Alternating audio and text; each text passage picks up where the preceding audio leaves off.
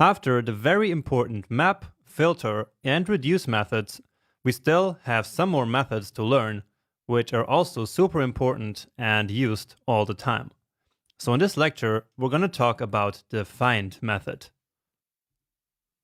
So as the name says, we can use the find method to retrieve one element of an array based on a condition.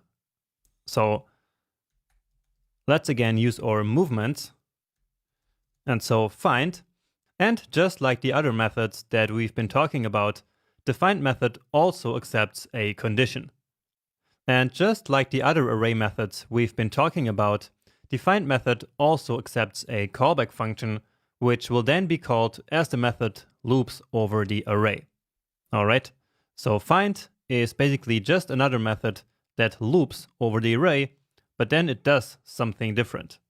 And in this case, what the find method does is to retrieve an element of the array. So as always, the current element of the iteration is the movement, and then here we specify a condition.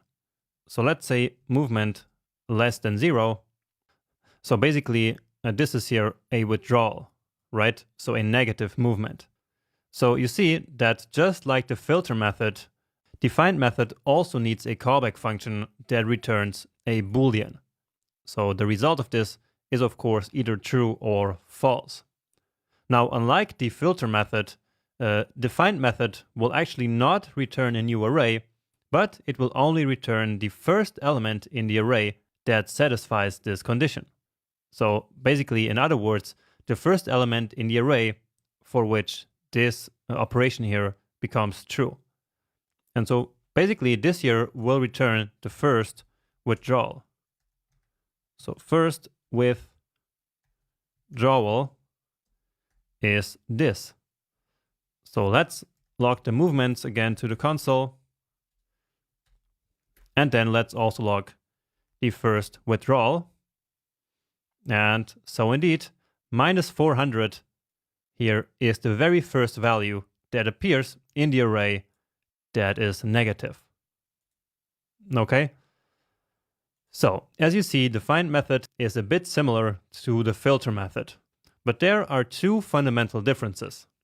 First, filter returns all the elements that match the condition, while the find method only returns the first one.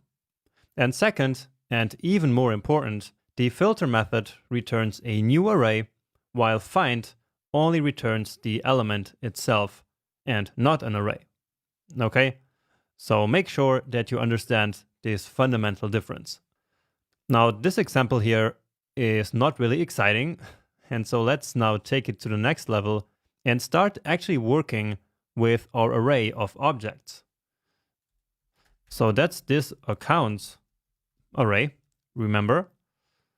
So this array which contains the 4 objects where each of them is one account. And as I mentioned earlier, this is a pretty common data structure in JavaScript.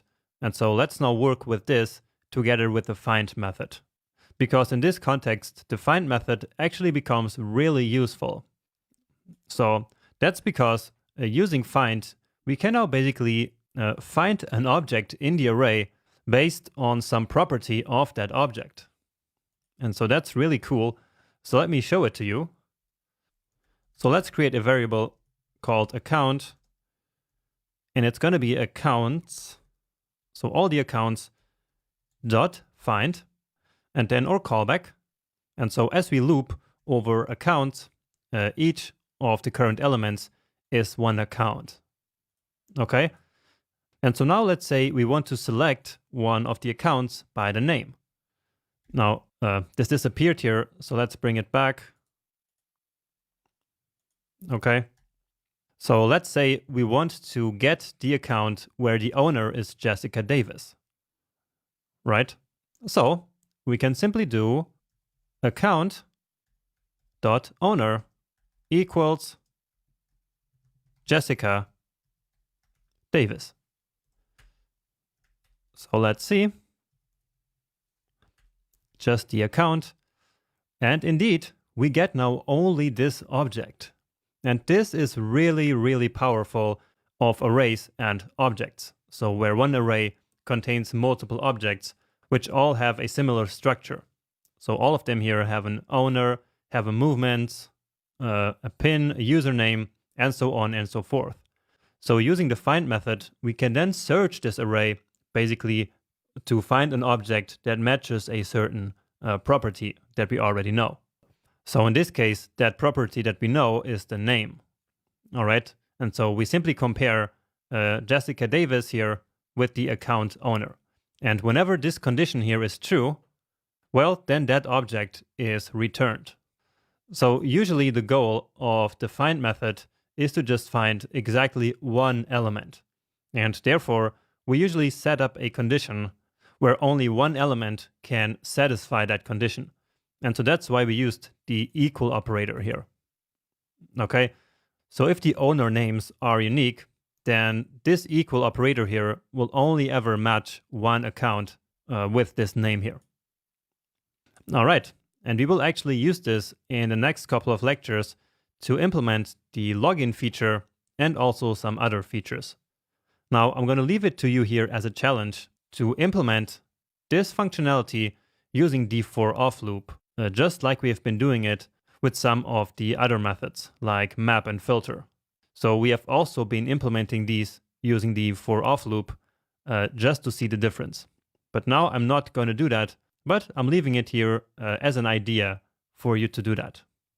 Now anyway, let's go now to the next video and actually start to implement the login functionality.